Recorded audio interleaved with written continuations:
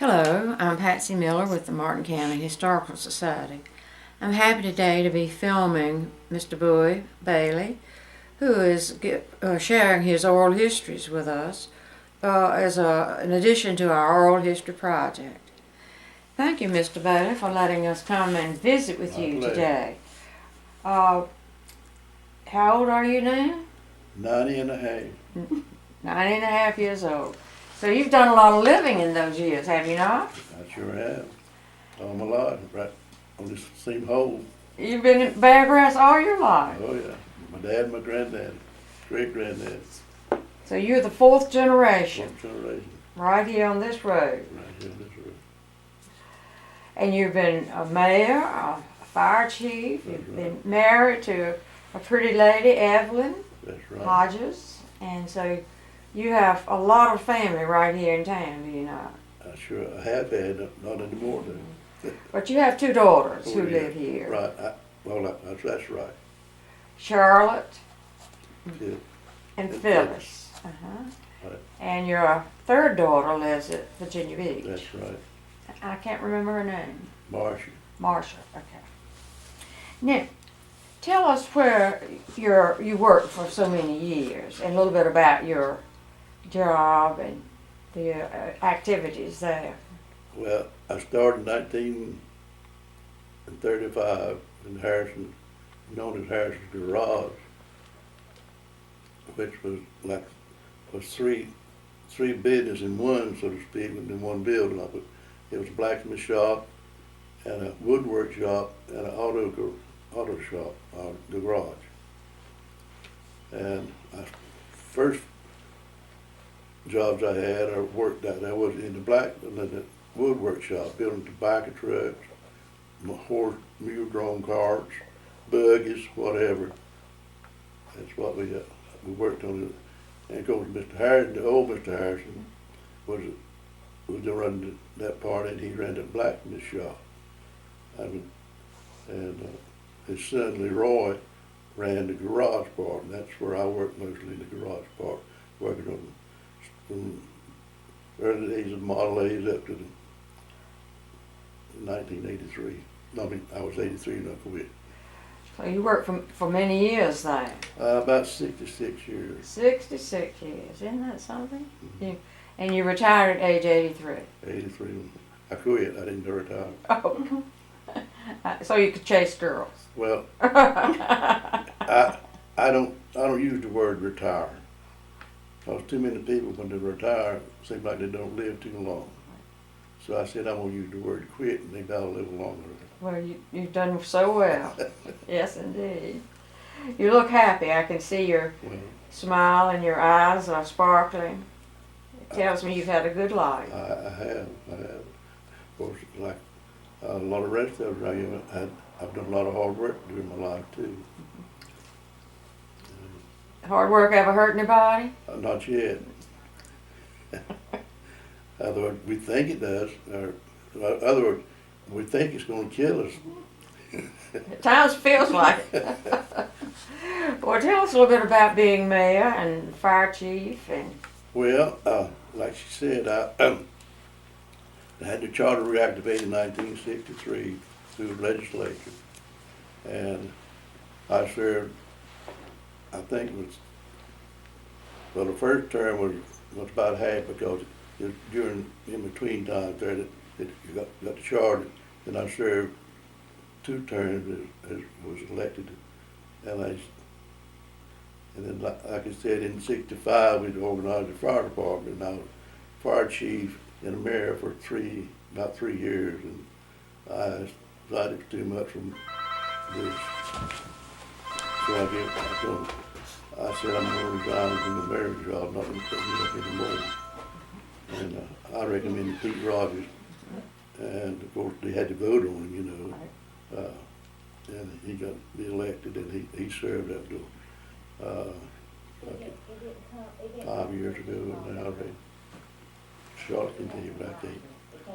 But she's been married since Pete quit the job. Mm-hmm. He resigned, or he said he won't run anymore. Right. He came down to her to run. So now your daughter Charlotte is mayor of Bear Grass. That's right. And she's doing a good job, I hear. Well, I think so. I'm Yeah. proud of her. I know you are. I know you are. Tell us a little bit about growing up on a tobacco farm. Well, I'm gonna tell you, it was hard work. And way back, you cured tobacco through wood, cut wood and haul to the barn, and like I said, we'd have, the folks in the neighborhood would have what they call wood cuttings for tobacco wood.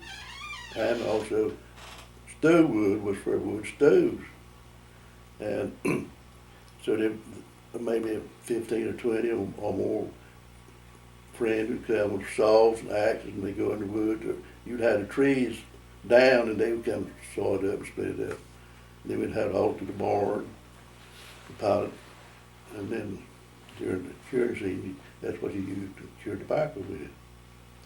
Is that where we got flue cured tobaccos? That's right. And back then, you had to stay with the barns at night, the farm, and and we'd take turns. One member of the family would stay the first part of the night, and then another member would stay the second part. So we kept rotating that around. But my dad always took the last part of the night. My brothers, one of them, would stay the first part up till 12 o'clock.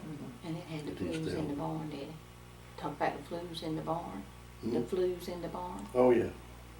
Oh, other words, in the barn back then, they had what they call a furnace on each side, had tobacco flues run around the barn, and then a smokestack going out the back of the barn, where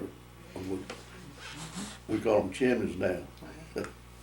Can you tell us how tobacco was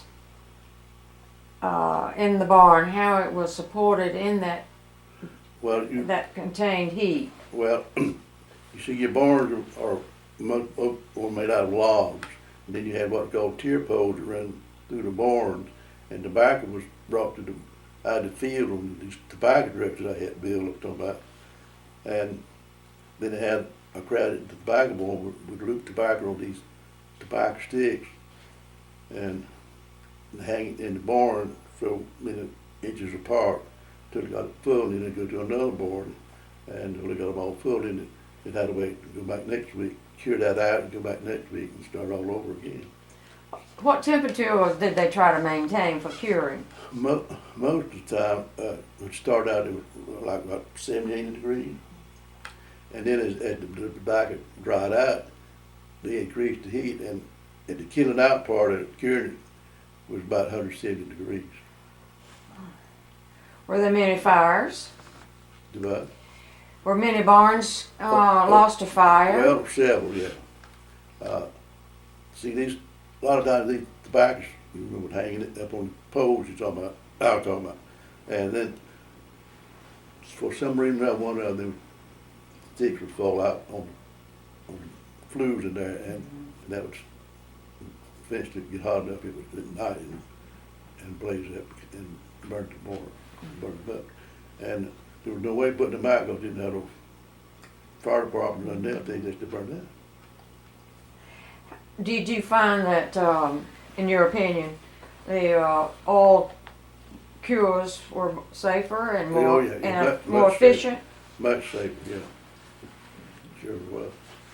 What did the curing process change much from just maintaining an even heat? Not a whole lot. In other words, when you went to oil, you didn't have to stand by. You just stand there and keep firing the furnaces and stuff at that age. And that saved a lot of time and labor for you to do something else if you wanted to, had to. Well, what happened after you took the cured tobacco out of the barn?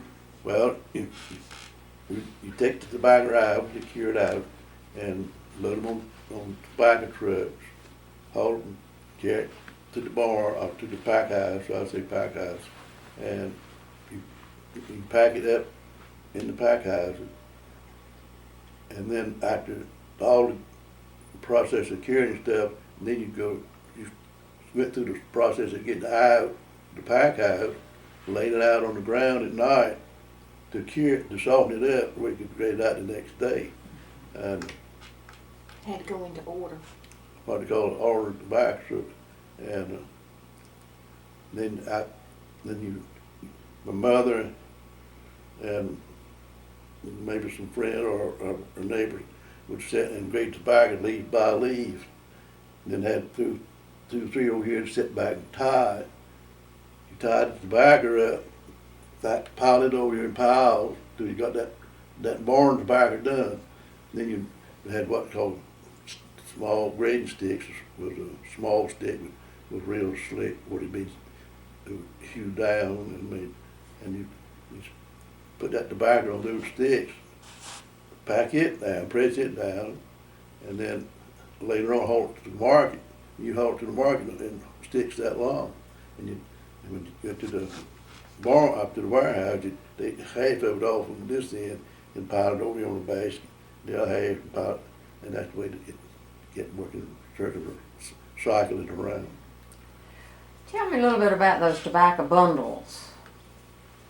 You know, when you were in the pack house, they were making these bundles. You take maybe 7, 8 leaves. Yeah, a little more than that. Or maybe a half a dozen. And you bundle them up in your hand like this. You take one of the smaller leaves of tobacco. It was real in good order, and you tie it around. A lot of folks didn't cap them. My folks, you had to cap them off. Flip it over, cap it off. And then after you got all that done, you run that extra leaf under there, and it stayed together. Well, didn't they have a press? Oh yeah, had a press. Had a press. You press. You pressed it after you put the tobacco on the sticks. Cured the tobacco after it was tied. You had a press. You pressed it, and like I said, you pile it in piles in the pack house, and then it stayed in that pile until you got ready to carry it to the market. Then you load on. Most of them had trucks of some type. They carried it to the market. Like in the early days, they had to use mule and wagon. My daddy used to haul tobacco to Greenville on a mule and wagon. You know, the tobacco arrived at the White House looking really good, didn't it? Pressed and clean. They called it the golden leaf, and that's what it was. How does that differ from the last phase of the auction system, growing system? How did tobacco arrive at the White House in recent years? Now, well, otherwise, for the last several years now, they hauled it in sheets, not in sticks. And now they hold it in bales. Is that right? Mm-hmm. So it doesn't even look the same. Oh no comparison. All of them now looks just alike. But back then, you had First, second, you had third. like at least 4 grades. Sometimes you had 5 grades. You had a trash grade next to it, and then a real pretty bright leaf. Had them separate. Then you had a green grade. Mm-hmm. So you at least had 4 grades. What are tobacco lugs? About now. What are tobacco lugs? That's the very bottom primings on tobacco. When you first, that's the first priming. Is that ordinarily trashy? Yeah, right. It's more trash tobacco than it is up the stove. Mm-hmm. And but now I say now, I don't know about now, but later on years, the last several years, they go down and prime it off and leave them laid on the ground. That's right. Well, did they leave those tobacco worms on the ground? Well, no, they stomped them. And that was something you had when after the tobacco got grown, you had to go down and top it out.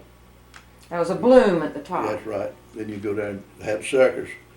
If you got them early, they're about that long, and then the worm would come in and try to take over, and then you'd have to go suck it and worm it all at the same time. Pull the worms off, throw them on the ground, and stomp them.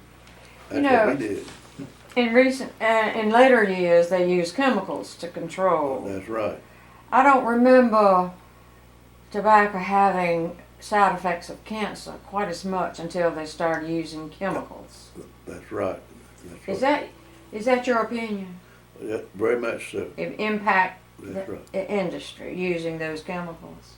Because folks smoked tobacco and chewed tobacco for years and years. Never heard talk of cancer until I started using again. Well, if they ever make a safe cigarette, I'm gonna start smoking again. I loved it. I love that stuff. You said a safe cigarette? Safe cigarette. I don't know whether that'll happen or not. Not in my lifetime. Well, you know, in the Middle East, they smoke through filters through water, Right. and we might have to go back to that. Maybe so, probably so. Making money in Martin County was not easy. It's always been a poor county. That's right. It really had. In addition to the tobacco economy, what were the ways that money was made quietly in the early years? Quietly did. Oh, you talking about bootlegging, are you? Oh, yes! Yeah, bootlegging, white lightning. White lightning. Yes. Yes. Tell us a little bit about that industry. Well, You made a few trips, I understand. oh yeah, and I made a few gallons too. Okay. And I made his granddad has too. Everybody had to get a little change. Well, it was a necessity, Right. really. That's what we took it to be. Right. And of course, it was against the law, federal law, to make it and sell it, manufacture it, whatever. And I can still, I made them in a gallon and sell it local. If anybody local wanted it, and everybody did. Some of them did anyway. But we hauled a whole lot up in Hamilton, Oak City, and Scotland Neck, that area at night, and peddled out more or less a gallon at the time, or 5 gallons, or whatever. How often did you make that trip, that run? Once a week. Once a week. It's like delivering milk, isn't it? About the same thing, yeah. Well, it seems like there was your family who had a mercantile store That's right. and that other My attraction. My dad built the store out here, which last thing was in there was BJ's flower shop. But I can't tell you when it was built. All I know that he built the store way back, and he put the first soda fountains ever in Barrack Race, and the only ones ever been out here. And of course, and he went out of business in 1919. Then another Bailey took over the business, and he ran it until I say the late 20s or early 30s. And of course, it sat there for several years, nobody in it. And then the different ones had taken that soda fountain out of that store and used this door until it closed or whatever. It'd been used in 4 different businesses out here, I know of, in my lifetime. The same soda fountain. Or didn't let's see, the other merchant across the corner there, what was his name? Russell Rogers? Oh, Javen and Nathan. Nathan, okay. Javen and Nathan Rogers. They had a general. Rogers, they had a general store there. Uh-huh. And then across in front of the garage where I worked at, Noah Rogers and Bennett Rogers had a store there. They were Rogersons. Okay. And the other was Rogers. Right. And it closed in the Depression years too. I think it was in the early 30s, but they might have been just too. Mr. Ayers had a store. Mr. Ayers had a store. Do what? Mr. Ayers had a store. Oh yeah. And the Ayers band Eller had a store right here on this corner here, what's nothing there now. A.B.'s daddy. Mm-hmm. He had a store there. And that's where the post office was, and that cartwheel. Tell us about that post office. Well, there was about, I guess there's 5, 6 businesses out here at that time. There might have been more, but anyway, they put a cartwheel out here on the cart axle, buried it out here on the corner. And when the mail carrier would come by, it was a rural mail carrier, you know, and they had the boxes on the cartwheel with the merchant's name on it. He'd drive up to the cartwheel, and there whose name was there, he'd put the mail in, and he'd turn the wheel and put the next in until it got all the way around. And that was the post office. And just see now, your dad was mayor of Baggrass too? My dad, Uh-huh. no. Yeah. My uncle chartered the town. That's, maybe, tell us, is there a story there that you can tell us? My uncle married my daddy's only sister, and they lived up here just beyond where Bear Green lives now. Reddick Rollinson, chartered in 1909. Is that right? Yes. And they died, and him and his wife, my aunt died in 1919, and I almost died in 1919. Mm. My mother made my brains loose on Gee, what happened? Got sick? typhoid fever. It was an epidemic at that time. She made me I wore it out, but I'm sad. You're tough on that, aren't you? There was a little, called a Navy suit. Had a Navy blouse, you know, blouse all stuff. I can remember wearing it. I'm glad you were able to survive. I'm glad you are. Mm-hmm. Tell me a little bit about the grist mill and the dipping vat and the swimming hole. Well, the swimming hole, I won't much to that. It was out here to run swamp. Few festivals, but and back up in the woods, of course, we went skinny dipping. Mm-hmm. And we dug, it was like, it was the swamp area, and we went in there and then just dug out and widened it out, makes the water go down.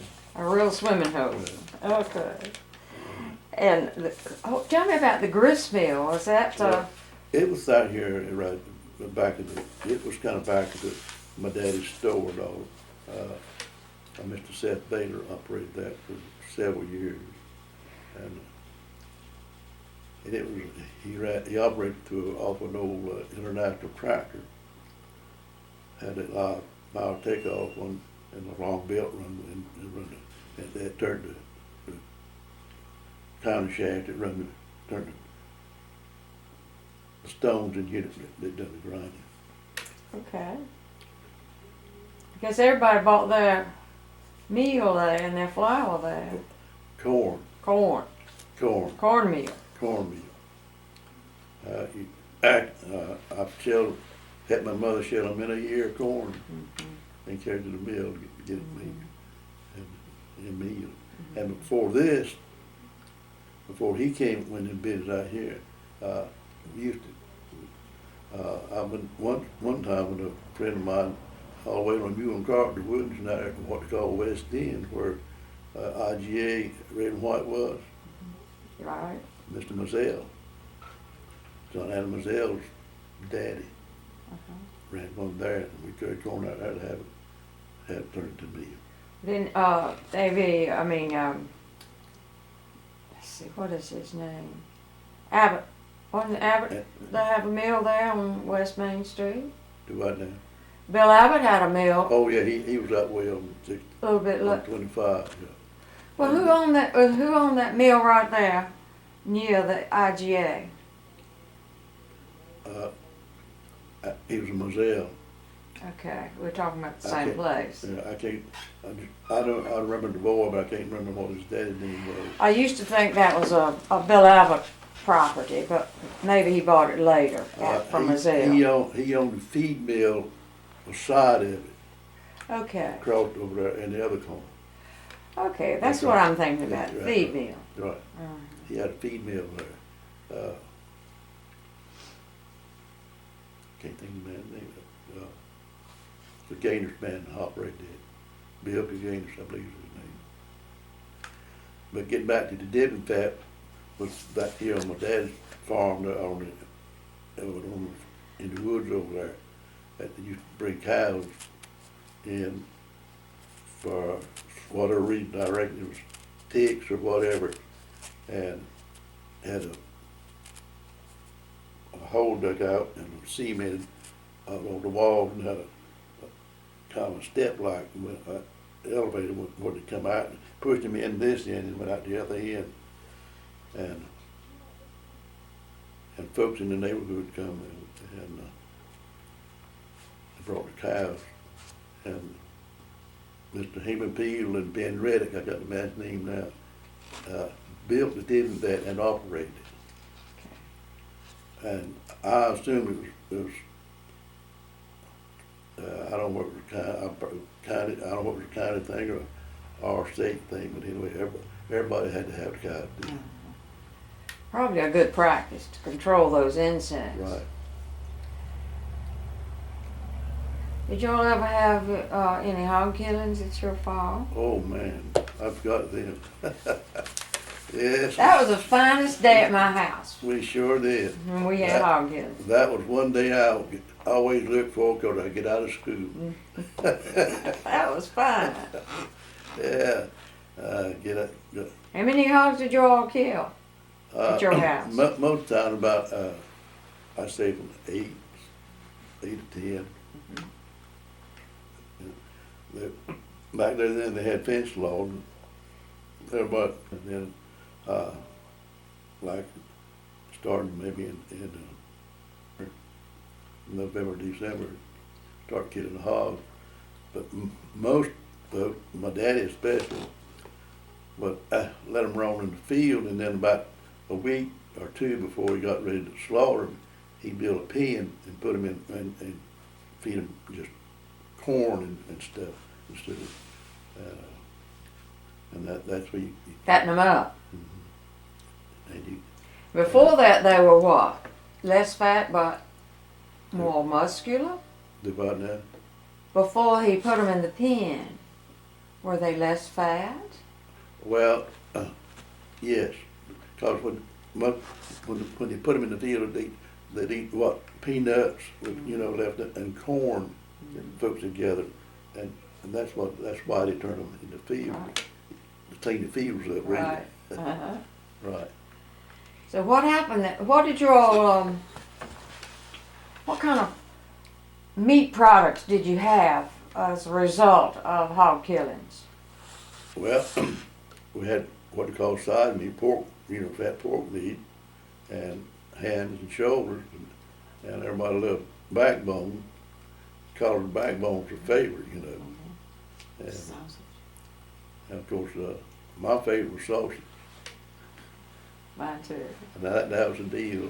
I can't tell you about the process of getting the link things, the chitlins they call for the hot, for the sausage. I know how they did it. I was watching.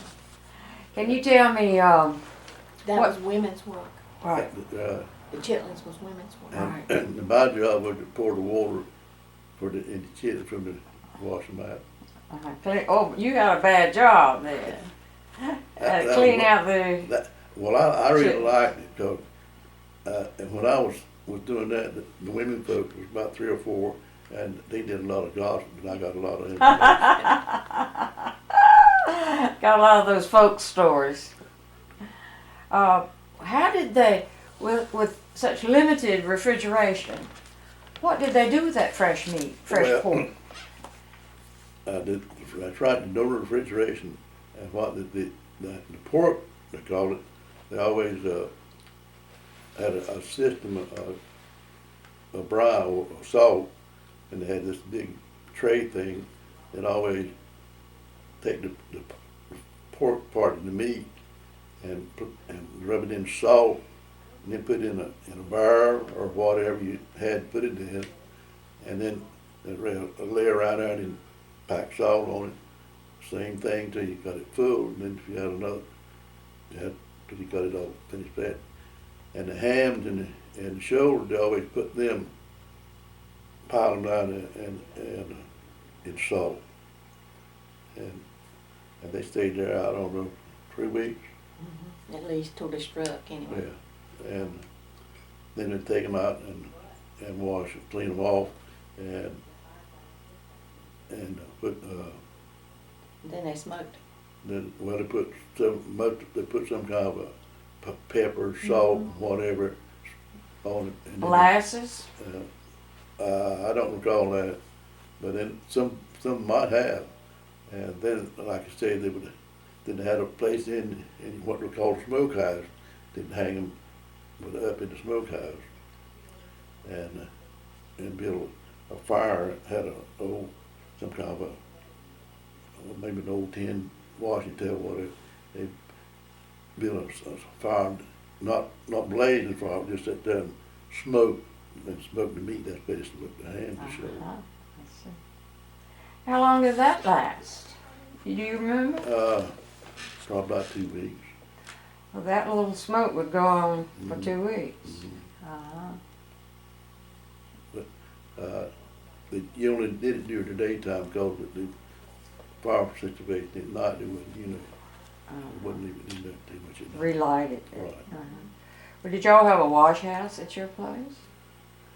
No. All the washing was done outdoors in a wash pot, fire around, and had a outside wash bench, they call it tubs and washing boards. Yeah, we did too. They'd boil those clothes, they'd come clean.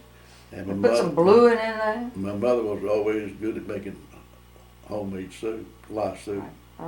She made a piece of light soup. And the basis for that is? Fat meat, grease, Right. fat meat, grease. Right. And that makes the soup. And I think maybe we've got some more questions that tell me about the civil defense towel. Just right down. There was during the war there was a civil defense tower. The watchtower, they called it. Mm-hmm. Well, they built that after I left them around here. I went to service, but my wife, she had, they built it right out here on the, it's about 15, 20 feet high, At least, maybe actually higher than that. and had a top over it, and I guess there's windows around. They sit up there and at night and watch the planes. If any plane went over whatever, they had to report it in. There's some local authority or somewhere I really don't know. And then they had a siren up there on it in case to locate the local people. But to my knowledge, they never used it except when doing practice. When they have a blackout, they always sound the siren and everybody start cutting their lights up. Of course, they won't light to the lamps. Because we didn't want the enemy planes to see the lights, the lighted communities. Right. Is that right? Right. Well, tell me how you got to be the reputation of being the hell driver of Beargrass. Well, about the only reputation I was, that's what it was. Can you tell us about it? That was my thing, driving rough, carrying on, turning cars over, turn left, turn up on the other side, and turn back on the other side, just laid them down. You could flip them over. How'd you do that? Quick turn of the wheel? Yeah. The speed dial, go down a million miles an hour, and stop on brakes and turn your wheel right short. And just fall right over. Oh, you ever hurt doing that? Oh, no. No. I've been in 4, and I've come out without a scratch. Well, that's absolutely wonderful. You've had a good life, haven't you? I think so. Yes. You might want to tell them about pulling fodder and pea popping. I didn't hear you. Pulling fodder and Oh, pea yeah. poppings. Yeah, tell us about that. Oh, that was a deal. That was when you do it. Otherwise, most of the time after you gather your ears of corn and harvest it, then you go back in the field and you corn had blades on it long, they call it fodder.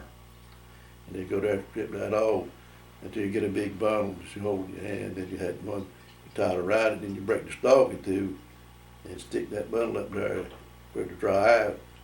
And then maybe a week or something later, you come back together on mule carts or mule wagons to haul to the barn, and you fed it to your mules, cows. Oh, yeah. I don't know whether you ever went that or not. Uh-uh. Well, that's new to me. Tell her about pea poppins. They had what they call slaughter, I can't say the word, Fodder pulling. pullings. They'd have, invite people in the community to come and go in the field and do that in the afternoon. And different families, different farms during the week. Well, did the farm family sort of swap work? Oh yeah, that was the biggest, biggest, I guess, thing that went on. In other words, that's why you call them neighbors. It's how you got so Neighbors. close. Neighbors was neighbors then. Right. Absolutely. If you needed something, you could go tell your neighbor, then he come to help you and vice versa. Now what did you say? Pea poppins. Oh, did you ever go to a pea pop? I don't think so. Tell me about it. Well, that was after most time when you harvest peanuts, they'd leave say 6 to 8 bags of peanuts for seed the following year, Mm-hmm. and then like in the following year, starting now or on, they'd have what they call pea poppings, which would then invite neighbors. Most times it was young teenagers and stuff, and come and you'd have maybe a bag or two of peanuts that were around the house or wherever, and they had pans, what we call wash pans or whatever, and you set pop peanuts and shell them, and then you'd have another container over there, you pour them in, and then it's keep them till they got ready to plant them next year for to harvest. But it was a party. That's the Right. way you got your peas. You got your peas shelled for the next year Oh, yeah. to plant, but you had a party in the mean doing it.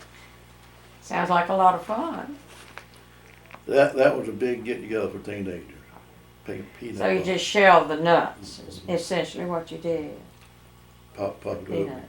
get the kernel out, Mm-hmm. right? But you didn't have to skin them. No, You know, that No, would have no. ruined them for what you wanted. Mm-hmm. And they actually had a little thing to pop them with. Oh, they did? Like I said, they made what they call a peanut popper out of a piece of oak or something that way you can it's real thin, and you can bend it over and it made a U shape. You put peanut in there and pop that away, or you can use your fingers when you want to. Your fingers will soon get sore, wouldn't it? That's what the problem was all about. Tell us about the Bailey hook. Well, that was what we call a fast hook for buggy shades. Who was invented that? My uncle, State Bailey, and it was called a Bailey hitch. And the old way, when you take the shade, most time when folks had the buggies, that they always take the shades off and set them back, get them off the ground, and set them back in the buggy, on the frame of it.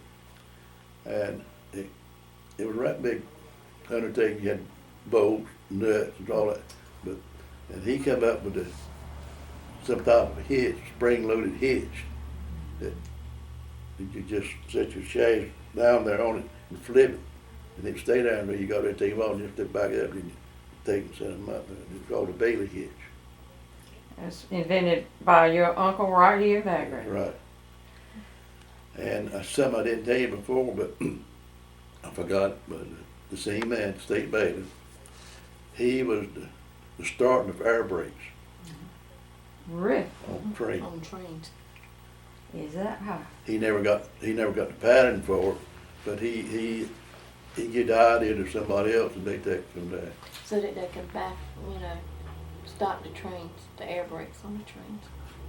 much better than grinding that Right. throttle. Mm. I'm assuming, back, on trains they had, what they call a lining, just like a car brake line, old time brake line was. You had to have levers, Right. had a lever to pull and it applied the band to the wheel, for the hubs or whatever. That brake shoe, I guess, it sort of like it would slam down on that train wheel, Right. and it would screech to a halt before they used the what was it, air brake? Air brakes. Mm-hmm. That was pretty laborious.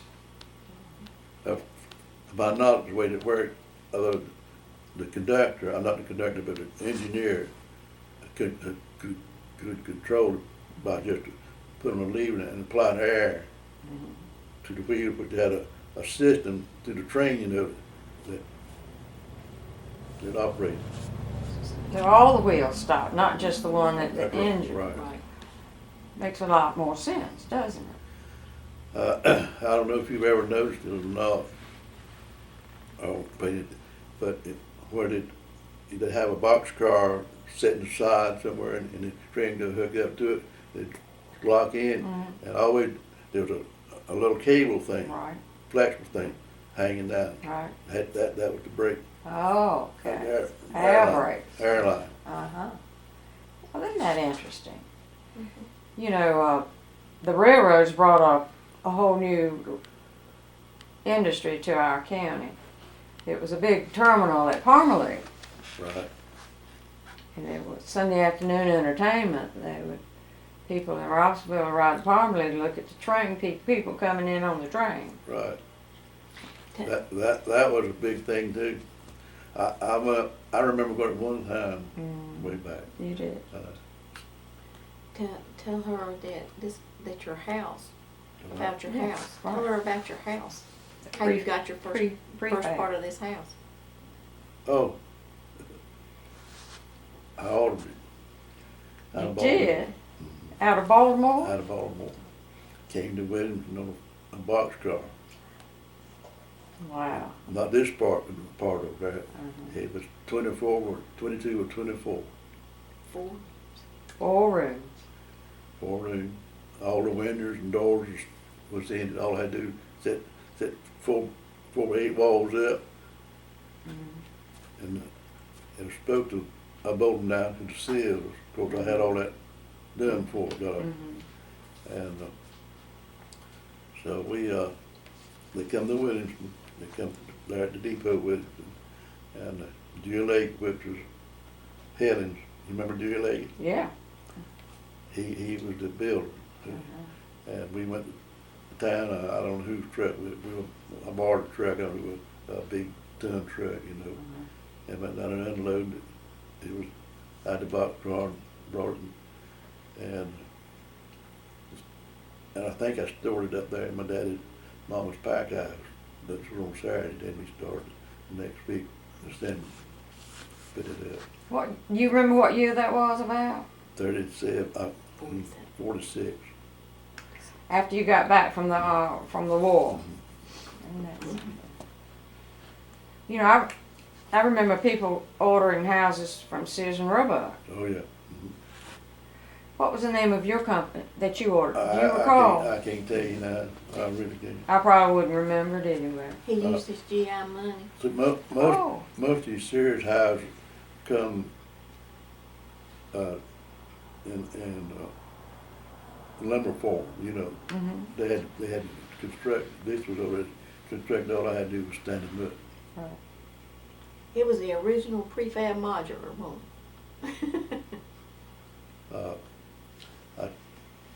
Old gentleman lived over across the road over here, Mr. Willie Brown.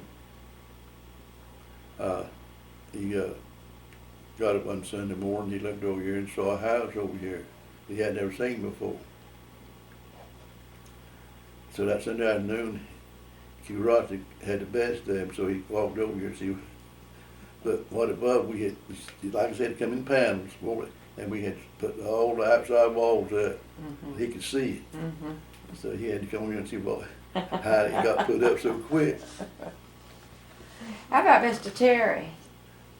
He's gone now. Well, Yeah. tell me about him. Well, believe it or not, he was a lieutenant. His dad was a lieutenant farmer for my dad.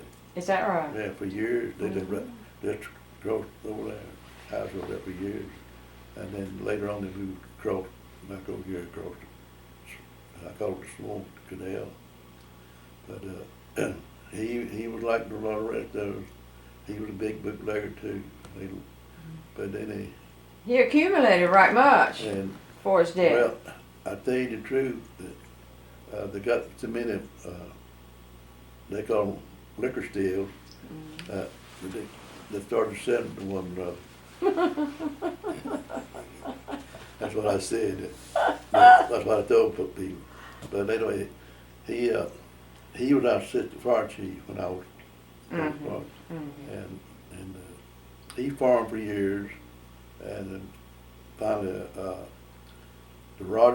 some Rogerses opened this store up that was my daddy's, and they sold to Mr. Terry, and he ran it for, I reckon, 30 years long. Mhm. And like I said, And they lived over. They lived They upstairs. lived upstairs.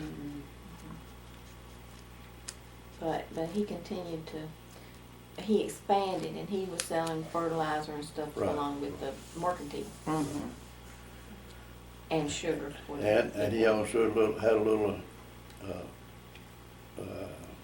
eating place back there where he made hot dogs and hamburgers for several years. He found it, of course, the health department done away with a lot of that stuff, He sounds very enterprising. Yeah, I thought so too. And he, like I said, he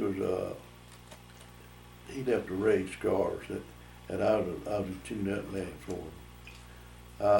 I guess I was known as one of the better car tune-up men in the camp. Mm-hmm. Tune them up for hot rod stuff, racing and stuff. Well, did they have car races on Sunday afternoon? When did they race cars? In Washington. In Beaufort County? Over there, what they call it, old fairground. And then had a place in Kinston. I see. But mostly they went to Washington. And then the years later, several years later, when Roswell had them, I know it was close around here now. Do you recall much about the baseball team? Well, I remember hauling my head off and getting people mad at me. Why would they get mad at you? Called out harassing them. Oh, He was a good heckler. he was a heckler. You had to have those. My brother Clarence was an umpire. He was a good umpire. In fact, he played ball way back. He was a catcher way back in the late 20s, early 30s. But anyway, him and his wife and his daughter, one day we were in Williamston, and he was umpiring a ball game between Beargrass and I think between Williamston, it might have been Rawsonville, but anyway, the old ball field back at the old School. middle school now. Uh-huh. And so he'd say strike or ball, and I'd say, oh, that ain't right, that ain't, you don't know, so and so. And so they were sitting right side of me. Her name was True Ward. I don't know whether you probably didn't know her. And she got so mad with me, she finally said, Mama, let's go home. Sounds to me like you had a gift for gab.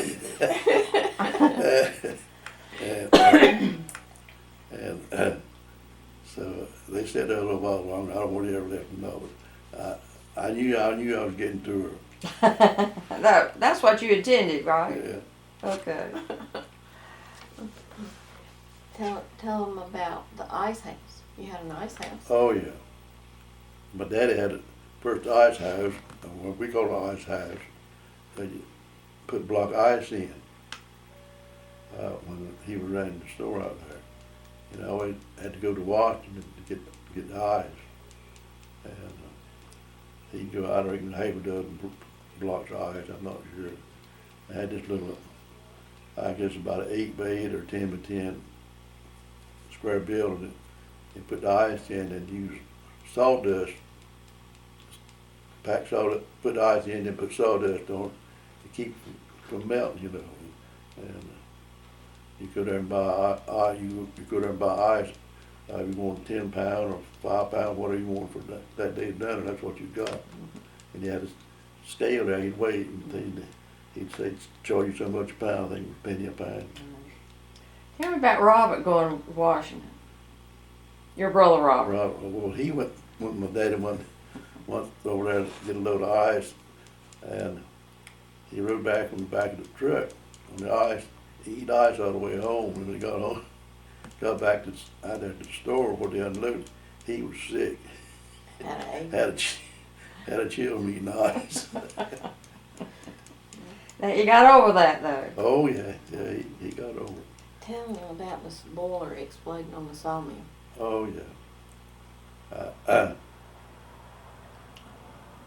This is 1930, I reckon it was.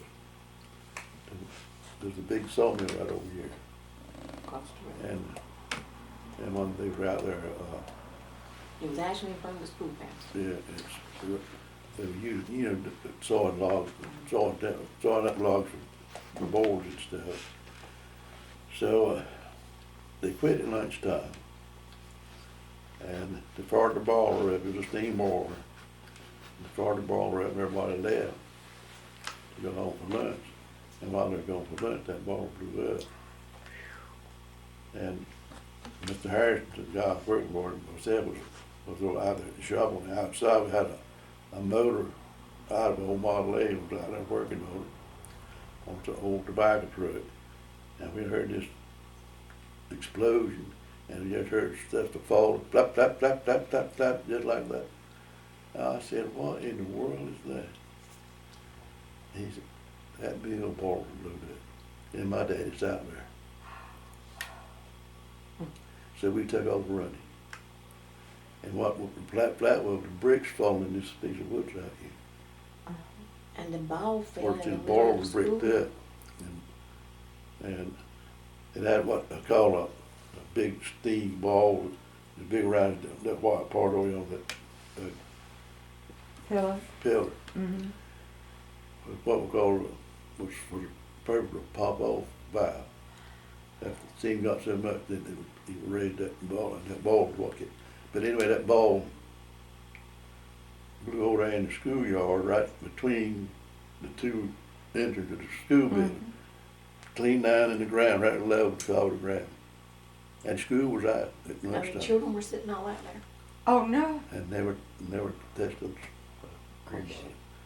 But me, Mr. Harris got out there, and we didn't see his dad. And so we run around the other side, and he was laying over there on what they call the carriage that carried the log back to the house. It had knocked him over there. He had just walked by the boiler and gone around, and it knocked him down over there and kind of blew his head up a little bit. But it didn't really do a lot of damage to him. But it was a frightening situation Absolutely. to find him laying down there. Mm-hmm. Didn't you say that was a wooden schoolhouse at one time? Oh yeah, the old schoolhouse was wood. Mm-hmm. Wood school. That's my first year of school, and And you don't remember your teacher, you said. I do not remember the teacher's name, and I don't know why, but I remember going to school.